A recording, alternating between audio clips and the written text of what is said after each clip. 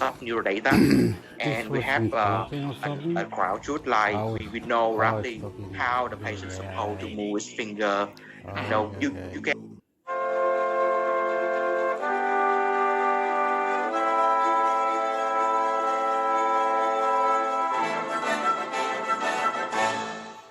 Hello, and welcome to the NVIDIA AI Podcast. I'm your host, Noah Kravitz.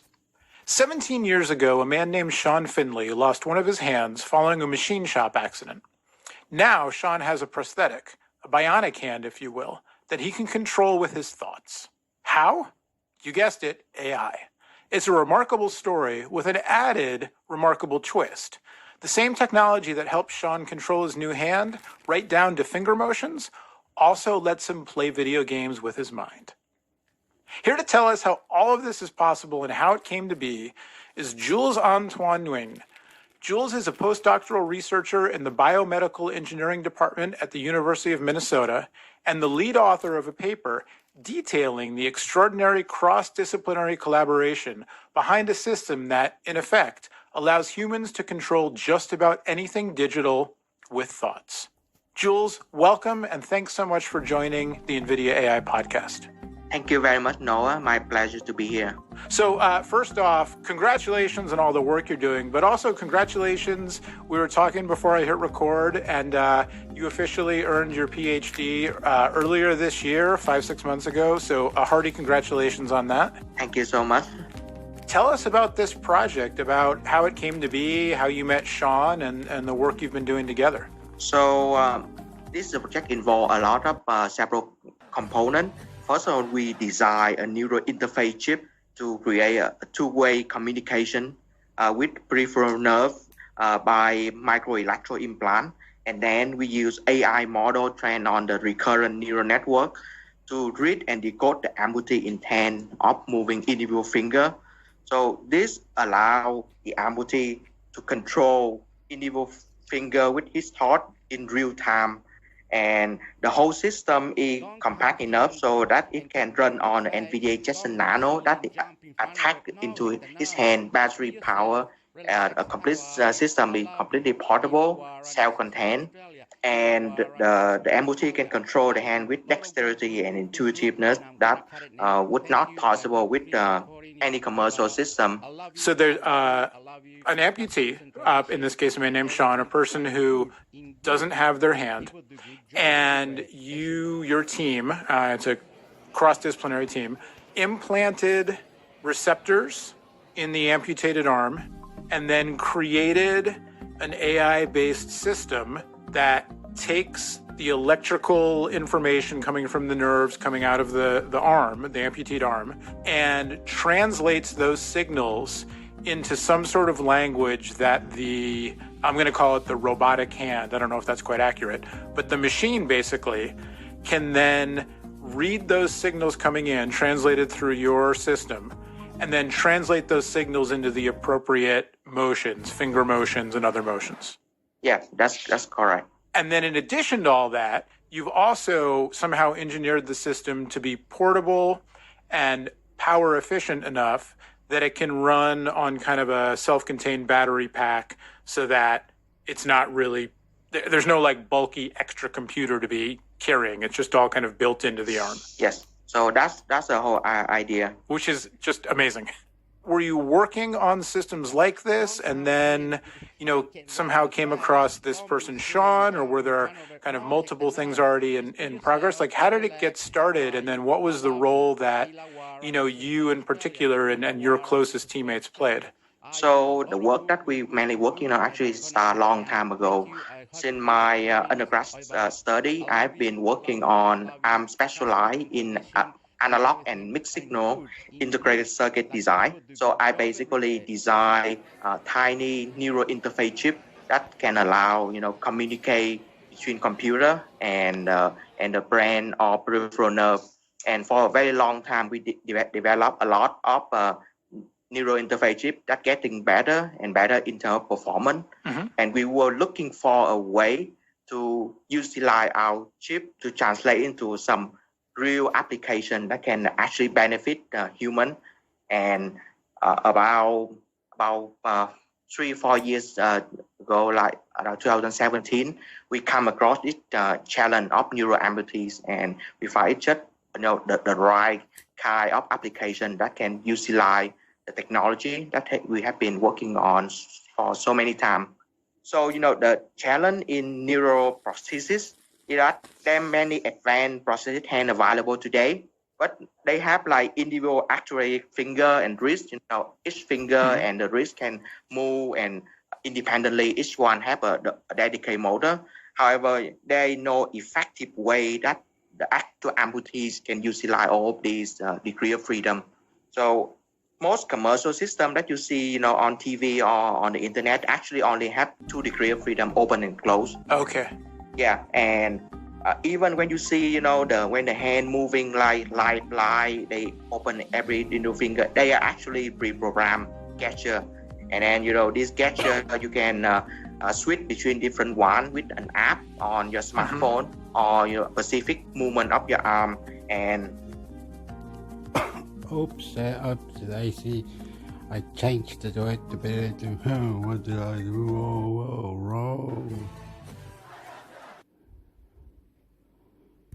Okay, playing video game is very interesting, but the idea behind it can be extended into many things. Right. You can control, say, virtual reality. You can control a robot, for example, or a drone, or some exoskeleton. So, the possibility is endless. And with this nerve interface and AI neurodecoder, right, suddenly, like, you can manipulate things with your mind. Yeah. Well, and that's, no pun intended, but the hands-on work you're doing with amputees is already, sort of mind-blowing in many ways. Good. And I'm going to cut it now. Thank you. Hopefully the recording is over. And everything I'm good. Trying to get an idea of how many squiggly things you're needing to sort through. So anywhere between 1 to 3 and thousands. Right.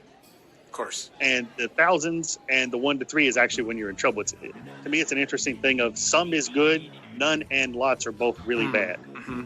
So you determined that it wasn't enough just to say, do we have one or not? You need to look for abundance, other factors. Exactly. Right. So then what happened with your training? Yeah, we talked to Brian that he might have to redo some, at least, if not all, of the labeling, because what they had done up to this point, and we're talking months here, right? Yeah.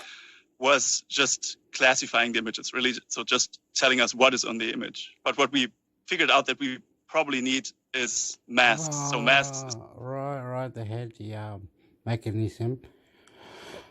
Right. Elon Musk had the mechanism with the others for the G889 insider mechanism. And the chip. How it works. Different ones, different type. Future is getting better. I love you, YouTube. I love you, YouTube. I love YouTube. I love YouTube. Wah. Bow. International computer. Listen carefully. Pum, YouTube. Really just a fancy term for coloring in the actual bacteria on the image with a given color per type. Okay. So that's a very non-technical explanation, but that's pretty much what it comes down to. But it works. And you can imagine with thousands of filaments on an image, that takes a while. Yes. But on the flip side, the quality of the data that you get from this is much, much higher. So you need fewer images with masks than you need with, say, just labels to train the machine learning models that we wanted to get at in the end. So it took more time to label an image or to mask an image. But in the end, I think it saved us time to do it because with those masks, the predictions became really good, really fast. And so how long was it before you had something up and running, whether just at Brian's facility or broader, that you felt confident? Mega mashup. Don't come here and get red on the face. Who got the gunshot? Who got the gunshot? Who got the gunshot? Gadget, future, party, oh, oh. What's the show, what's the show, what's the show, Opinions, subscribe, YouTube, opinions. Don't be shy. Take out your time. Listen and replay because fuck you. And about, hey, this is giving us, actionable results. So we built a first prototype, I think 3 or 4 months in, with a couple of 100 images. Mm-hmm. And we thought that was doing okay. It was just working on, I think, 2 or 3 kinds of bacteria that we saw by that point. Oh, might come to whatever, YouTube or Facebook or any platform or whatever it comes to. We call it AI or other thing multiple setup. All there's many. All they go to cheap TV, computer, radio. But who's the best? The updates. Hurry up. Let's scare him. Oh, I love you. Don't come here and get red on the face. But it was okay. It told the difference quite well. It actually found something, so it also knew when it was not seeing any of the bacteria. Right. That was also an important thing. Yes. And that made me, at least, quite confident that the way we were on was a good one, and it just was about getting more and maybe better data. But I think Brian might have a different view on that. I mean, this was definitely a collaborative effort, and it was very frustrating for both sides, I think, at points, because... what's it? Naturalized startup or question startup revolutionize. Who created it? The rats. They ate the rats. Idiots. When I take and how does the process work? Does it, if I'm in a wastewater treatment facility, I take a picture of the water and send it? Gotta debate what words debate the words. A database. AI podcast. The AI podcast. So step one, you actually get a sample, because this is what we do every day. And then you walk into your lab and you put it on the microscope. Mm-hmm. And we have an attachment where you just attach your cell phone to the microscope. Okay. Take 4 pictures, mail them to us, the website. And then in about 3 or 4 minutes on average right now, we turn around the report. That's fantastic. We say like 10 to 12 minutes because the lawyers made us. Yes. Always better to underpromise than overpromise, right? Are there other similar projects? And forgive me, I don't know much about water management and the world's water systems and such. But are there other similar applications of AI, deep learning, machine learning that Ramble's working on in areas other than wastewater? Yes. Well, even in wastewater. Even in wastewater, yeah. Right now, another big thing that's kind of come along that we realized we have to fix is hazardous algae blooms. And so basically this is the algae blooms in your lake. It puts out a whole bunch of toxins, and being exposed to those toxins will give you cancer. Okay. The current methodology is your drinking water guy looks at the water, determines if it looks green or not, and then decides to treat it based on that. Okay. We'd like to make that a little more scientific than looks green or not. Sure. Stack of hockey pucks. Right? Well, and that's the same similar thing. So this is an easy move for us. We are...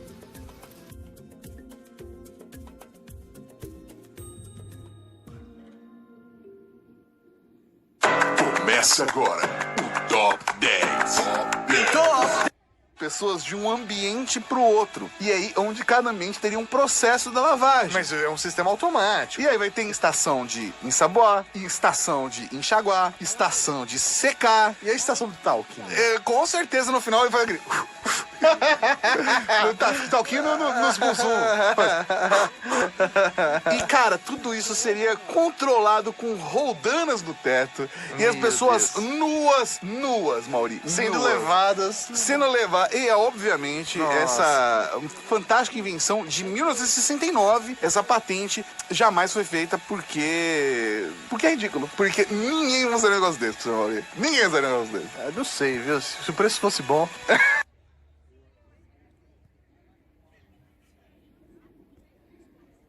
Now, if you bundle 3 or more eligible GIO policies, like home contents and car, or home... Actually, incitement of genocide or violence, that content has not been taken down. You can imagine that in the pecking order of content moderation, incel light content is coming way lower than some of this more, outright violent, aggressive content, which they still refuse to take down. So whilst it is true that there is a move to other kind of platforms, that does not mean that the main platforms should be absolved of their responsibility to clean up their act. And Laura Bates wrote a Guardian article the other day which said mainstream media speculation about whether Me Too is a witch hunt and headlines about henpecked husbands who snap and kill their partners help to legitimize even more extreme beliefs. Do you agree that the obsession with online activity, message boards, anonymous posts, sort of hidden networks and so on, means that the mainstream media gets off lightly? Well, I think we can all agree that those kind of articles in the mainstream media are ridiculous and should be, called out for what they are. If there really are articles in the mainstream media that, though the husband just snapped because his wife was just, she deserved it, she had it coming to her. I mean, that's outrageous that articles like that can still be published in the mainstream media. In a broader sense about some of these issues, though, and this is going back to what both Naomi and Ian were speaking about, I think it's really important to have a kind of positive male narrative in terms of what it means to be a strong man, what it means to be a modern man, whilst kind of trying to navigate this world of sex and women and all these issues that have been raised. I mean, it's too big to discuss here, but what pornography does to the minds of young men, all of these issues, I think, are really, really relevant, because I don't think that whilst this is one extreme manifestation, this kind of incel terror group, I think there is a much broader kind of malaise, perhaps, in how young men feel they should navigate modern society, sex, and women today. Ian, I have some bad all everywhere.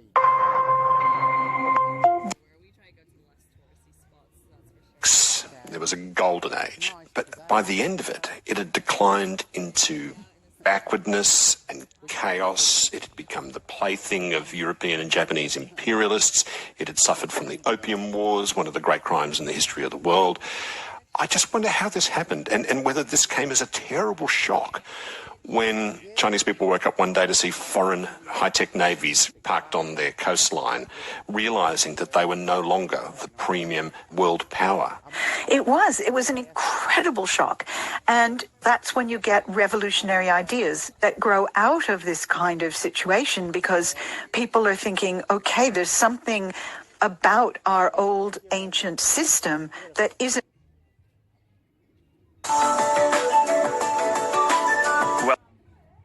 Individuals should be allowed as much self-expression as was possible, and he didn't like anything that curtailed it at any stage. Samuelson, maybe it's because he had achieved so much early in life and found himself very comfortable in a world that he'd inherited from others. He thought, this doesn't really need fixing. If I did well in it, surely everything must be all right in the garden. But Milton Friedman had a different view of that. When it comes to take the example of Milton's belief that recreational drugs, all drugs should be free. Legal. Legal, yeah, exactly. Legal, not curtailed.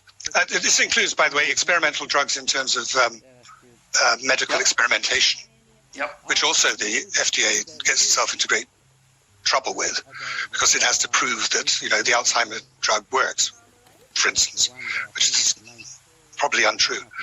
So there's great pressure to approve drugs, but I mean, why should there be a gatekeeper on these things, is what Milton felt. And the same thing, if somebody wants to snort cocaine, what's it to do with me? What's it to do with the White House? Nothing. They're going to do it anyway. So don't put people on the wrong side of law breaking by doing that now. Well, the world has moved on. In a way, it's become Milton Friedman's world. The use of recreational drugs is now amazingly commonplace, that states one after the next. Chuck Schumer, for goodness sake, is in favor of legalizing marijuana. It's almost impossible to imagine, even 5 years ago. The Clintons famously behind the curve, even though Clinton had, he said he hadn't smoked, but he certainly chewed some edibles. That's the truth of that. That's how he sneaked around that lie. So the world has become as Milton not wanted it to be, but he thought that it would be. He assumed that individuals would do as they liked, and that the state should just line up behind everyone else, including somebody's wives and mothers and so on, who tried to get people not to live the way they live. So yes, he failed in getting that to come about, but at the same time, he hit upon a truth, I think, which modern society has acknowledged, and that is, don't waste your time trying to stop people smoking a joint, because they do it anyway. They're going to do it anyway. And it's a waste of time. And arbitrary justice is far more serious and an injustice than it is the fact that...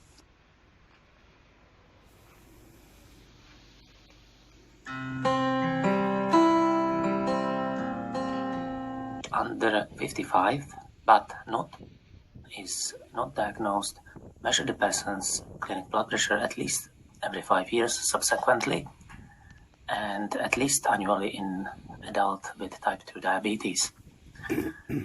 Next point is assessing cardiovascular risk and target organ damage. Use a formal estimation of cardiovascular risk to discuss prognosis and healthcare options with people with hypertension, both for raised blood pressure and other modifiable risk factors. For all people with hypertension, offer to test for the presence of protein in the urine by sending a urine sample for estimation of the albumin-creatinine ratio and test for hematuria. Take a blood sample to measure glycated hemoglobin, HbA1c, electrolytes, creatinine. They said that it was guidance of the adults of lifestyle or anything that was like gold, silver, anything, whatever, anything, whatever. All going together, yeah. Controlling it, licking it out, mate. You are too bad, you are too. YouTube, yep, YouTube. What was it? Debated? Oh, cowards, mate. Sporty. Estimated glomerular filtration rate, EGFR, total cholesterol and HDL cholesterol. Examine the family for the presence of hypertensive retinopathy and arrange for like hyper your other, it must be planning out, touch the door, say I love you door, I love you tree, I love you. You see, TG. And they say, YouTube, what's his name he had in YouTube? What was his name? Next point is treating and monitoring hypertension. Lifestyle interventions include promoting healthy diet, regular exercise, discouraging excessive alcohol, excessive caffeine intake, encourage to keep the sodium intake low, and stop smoking advice for patients who smoke. Offer antihypertensive drug treatment in addition to lifestyle advice to adults of any age with persistent stage 2 hypertension, and use clinical judgment for people of any age with frailty or multimorbidity. Discuss starting antihypertensive drug treatment in addition to lifestyle advice with adults aged under 80 with persistent stage 1 hypertension who have one or more of the following.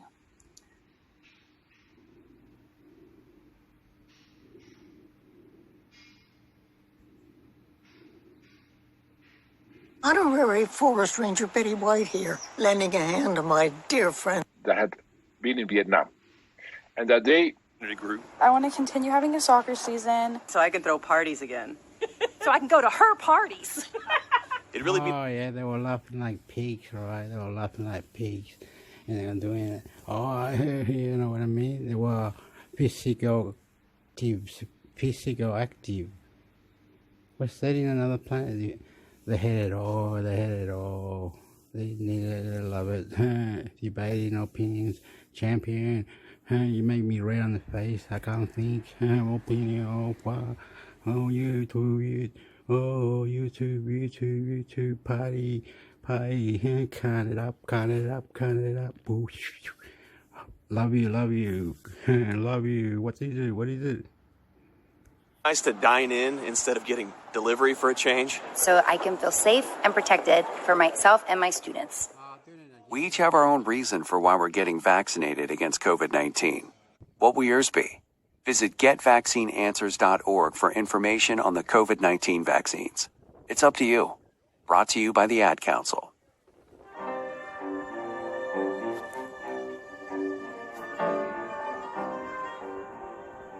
One of the things that I take pride in from my work in the U.S. is that we really initiated the whole. I mean, the question becomes, how could it be that the United States, which championed. Yes, because the wife or whatever it was, and everybody wanted to get out and have a party, enjoy life, and have picnics and that. Yes. You were right. I was expecting that use of marijuana among adolescents would go up, and overall, it hasn't. Yeah, good. Okay, well, what up? Last one. All right.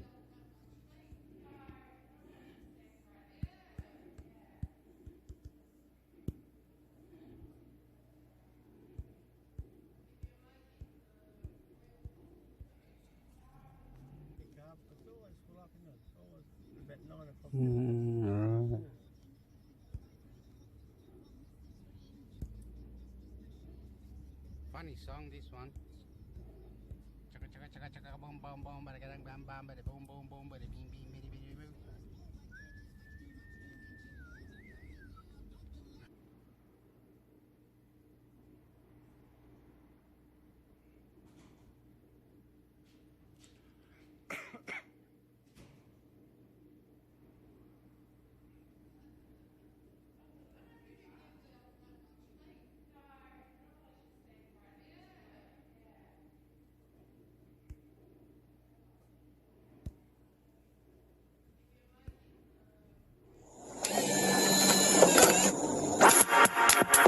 Can Bitcoin, and I didn't realize this until I saw the story, is that there is actually a global shortage of... Oh, the Bitcoin, can it? You know, because you got your knickers on or not, right? How do you know when it's going to go up or down? What's beautiful or next beautiful? And, you know, you two will love it. It's, oh, right, you make me more happy now and more power and you fixing it. Love it. And the lady from Europe jump on me and punch me. Love you. You too. Dermatologist at the moment. Yeah, well, it's interesting. Now, this was Australia, right? And they cut the tree down, and the bloke was macho, very sexy man, cutting the tree with other compadres. He got jackets, fire brigade, and army groups with jackets and bags. Because I use an app already called MoleSpot. It's invested in by Airtree because... And they do gym work and exercise and that. Fuck yeah. Airtree Ventures, who are major investors in Australian companies, they put a call out saying, hey, we're experts at melanoma, unfortunately, here in Australia. Let's actually look at building out some of this technology. And I happened to go to my dermatologist and he said, do you want to use this app? I'm like, I think it's the same one that's been invested in. And that whole working in conjunction with my doctor to be able to document what's on my skin and see the progress over time, it means that if I need to go to another dermatologist, or if I move or anything like that, I can actually take my data with me, and I have tracked over time the progress of the moles on my skin. So I think if we look at the potential of these conversations around using AI and that documentation of things on our body over time, I think there's a lot of great health potential and upside. But as Jen rightfully pointed out, it's when you want things to be okay and you don't take things further, that's where the risk comes into play. Right, so how does it actually work, the one that you use? It's an app on my phone, and I think there's like a little attachment that gives it, like quite a strong camera. And we did a full documentation over my body. So in the same way that when you go to get your mole check, but anything that was a spot, we took a photo of, and that photo is uploaded to a database, and it goes through and it shows any other mark that might look similar to one that's on my body, so that my doctor can then say, well, that's the one that's on Sarah's body. Look at this other one right here. 2 actually were melanoma that look similar. There was 2 that weren't. Okay, yep, that's enough for me to flag, on top of my own experience and expertise, that I think we should definitely look further into that. Wow, that's fascinating. And how does that square with your experience going to see a dermatologist, Jen? Yeah, they apparently I don't have enough freckles and moles to actually get the whole mole scan, so that's not something that they'd mentioned. But I do like the idea of tracking moles over time, because it's the changes that you're looking for, so that makes a particular sense. And that doesn't necessarily rely on artificial intelligence to diagnose you. And I think with a lot of these sort of diagnostic tools that use AI, because I've talked to a couple of companies that are using this behind the scenes as well, I like the idea that they're flagging things for people, but they're not necessarily taking full responsibility. So if they can flag them with a doctor, as in Sarah's case, I think that's fantastic. If, they're taking full responsibility for your hypochondria, then maybe not.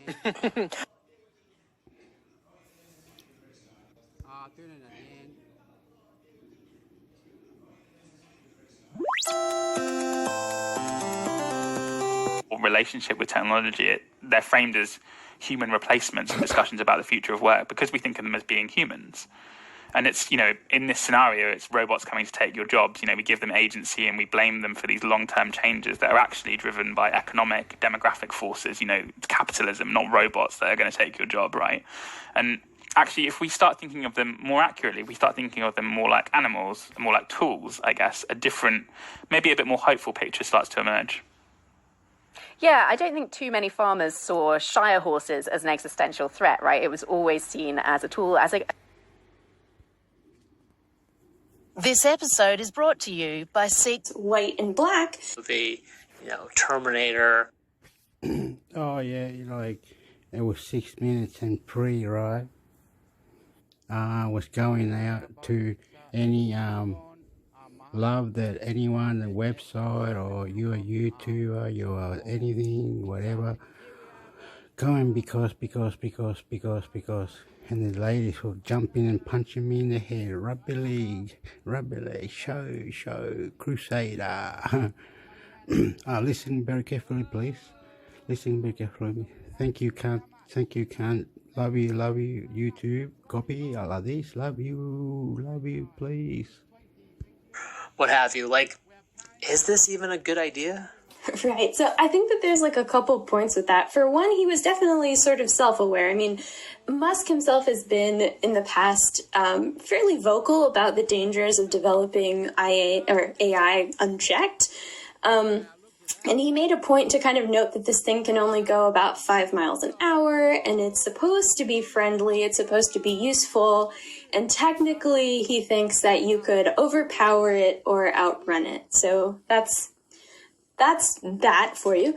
But, and maybe less of a sci-fi kind of realm, he talked about this idea that really the purpose behind this robot is physical labor. It's supposed to do tasks that we humans maybe find repetitive or boring or dangerous.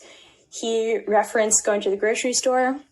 maybe not so dangerous, but definitely maybe not the most fun thing you do on, your free time. But something he also kind of referenced was this idea of economic impact and how, he was saying the foundation of the economy is labor. And so what do you do in the future when you don't have any kind of a labor shortage, And I think in this space, opponents or at least skeptics of automation and whatnot often note that when we're automating jobs, a lot of times these are like lower skilled jobs affecting people who are already, struggling within the economy. And so there's concern there. And so he made a reference to how he thinks that in the future we're going to have something like a universal basic income if this is going to kind of flood that lower level of labor jobs. Yeah, that's a really good point. A serious point, actually, that like if this were a thing to be that would actually happen, like this would displace a lot of jobs, even a lot of new jobs. Like you could imagine like Uber Eats and DoorDash, like using something like this as opposed to a person.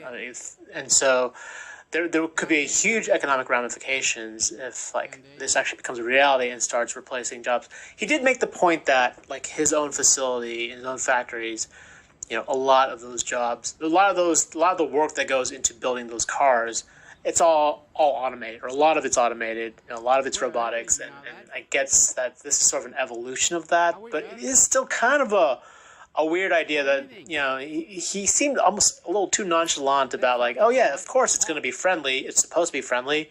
Of course it's going to move slowly. But I was trying to think through, we were talking about this earlier, like, I don't really know how fast 5 miles per hour is. But I imagine if I'm running away from a robot, at some point I'm going to get tired, but the robot's going to keep going. And that's not bode well for me. I don't know. Right.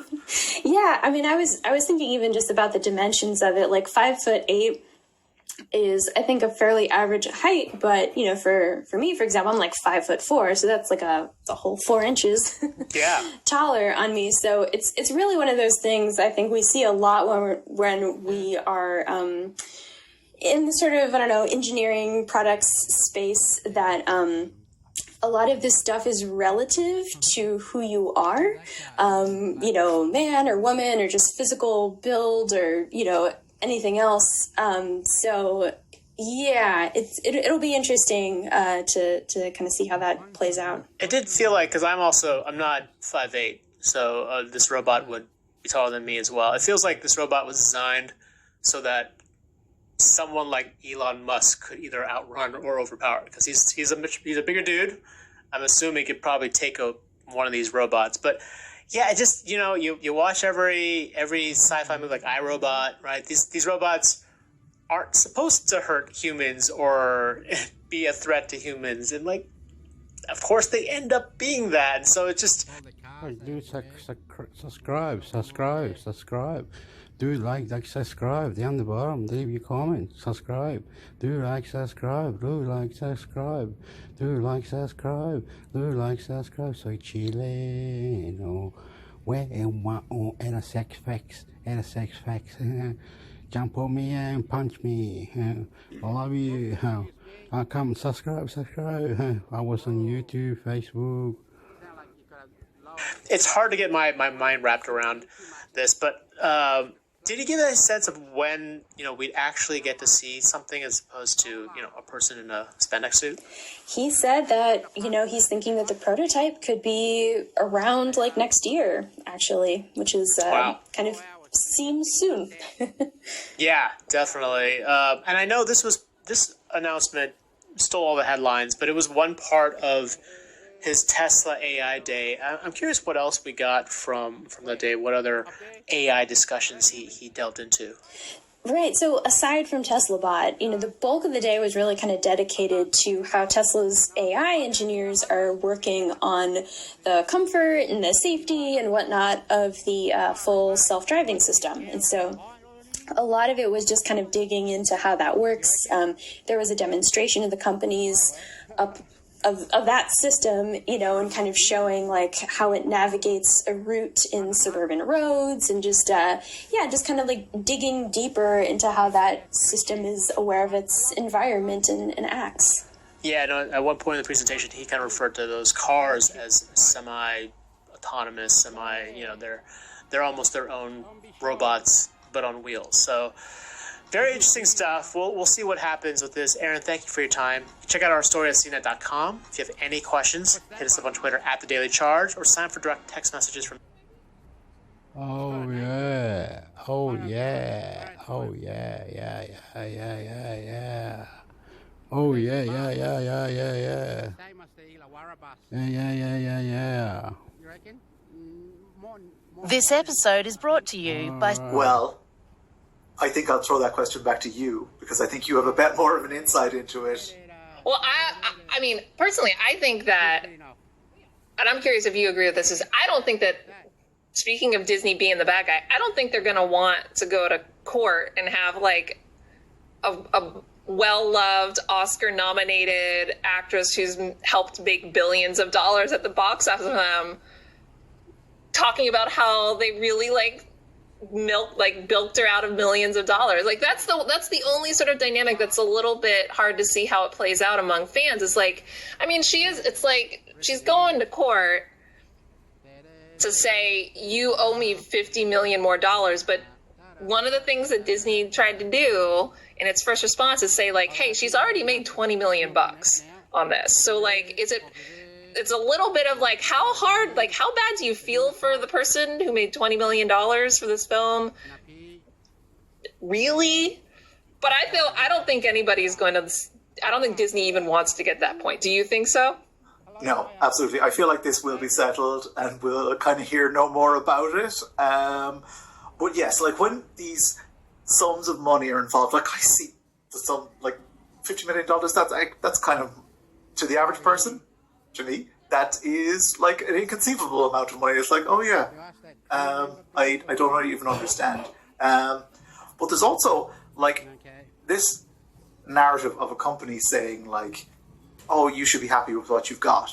It doesn't really play well. Like, but because it's such a huge amount of money, I guess I'd be happy with $20 million. Well, Scarlett Johansson is apparently not happy with $20 million, or more so, and I think what it kind of boils down to is it comes down to the fact that not only Scarlett Johansson, she's not alone in this reaction.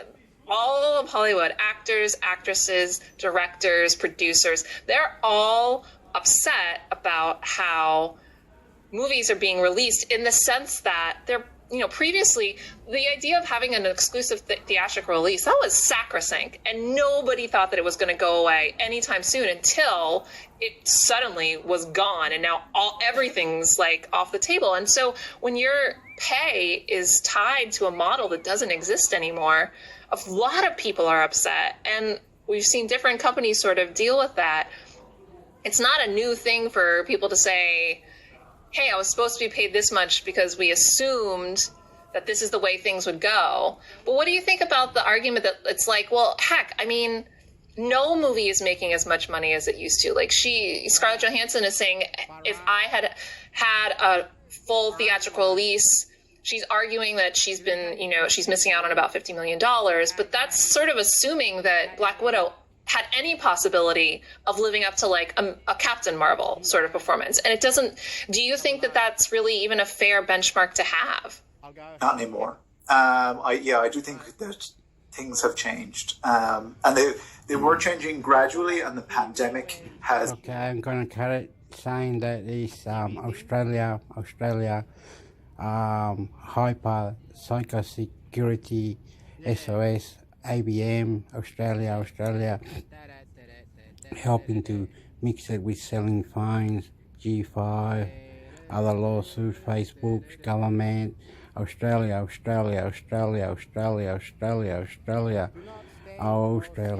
oh yeah, don't get your niggas on or not, oh yeah, listen and reply, yeah, okay, Australia,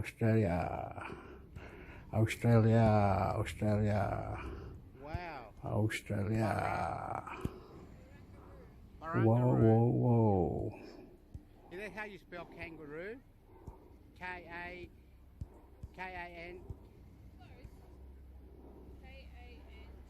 Yeah. This is an ABC podcast. Hello. This is just published in one of the Lancet journals, and it looks at this huge database they got in the United Kingdom, which is fantastic, where people report. Sword and the ute and the four-wheel drive, and it's more that kind of helping out. Their symptoms and issues with COVID-19, and it includes children, and they can correlate that with test results and so on. And what they've done is correlate for school-age children. They've looked at how long the symptoms last, and the bottom line here is that I think the longest they went was a couple of months, but it's really very, very unusual for a child. Don't they mix it like at the end of it? Don't they mix it a bit? Don't they? Is that how you spell kangaroo? 67% effectiveness for AstraZeneca 2 doses with the Delta variant of preventing any symptomatic infection, and with the Pfizer vaccine, it's over 80%. So there's that difference there, which can get up towards 20% difference. That's true. For severe disease, though, hospitalization, ICU, and death, there really isn't very much difference between the two vaccines. It's above 80%. Just as it becomes more serious, the protection gets higher, which is really good news. So it's starting at the mid 80%, and going up to well over 90%. And Daniel's got a piece of feedback from us based on the question that we answered yesterday, which was someone asking why is it called a donut day. Daniel says he's never felt remotely qualified to contribute anything epidemiological to this content, but when it comes to donuts, I'm your man, being from Victoria. Daniel wants to explain to us that donut days aren't merely because there's nothing inside a donut, but because the circle, whether hollow or filled, resembles a circular zero shape. Thanks, Daniel. I'm now fully informed on donuts. We should get Daniel on as a special guest, I think, to explain this further. Well, we should. And the comforting thing about this is that really what surrounds the nothing in the middle is delicious. So That's right. It makes sense to have a holistic view of the donut. Very, very sweet indeed. Well, that's all we've got time for this week on CoronaCast, but we'll be back on Monday. In the meantime, drop us a line at abc.net.au/CoronaCast. So we'll see you Monday. See you then. Oh, is this what they talk about? Oh, right. They're going to come to my house and they're going to say, oh, yeah, look at this idiot. Oh, wow, watch it. Don't drop anything. Oh, relax, please. Opinions, plenty of opinions for everybody. Sexy, get your knickers on and not licking it out. Love you.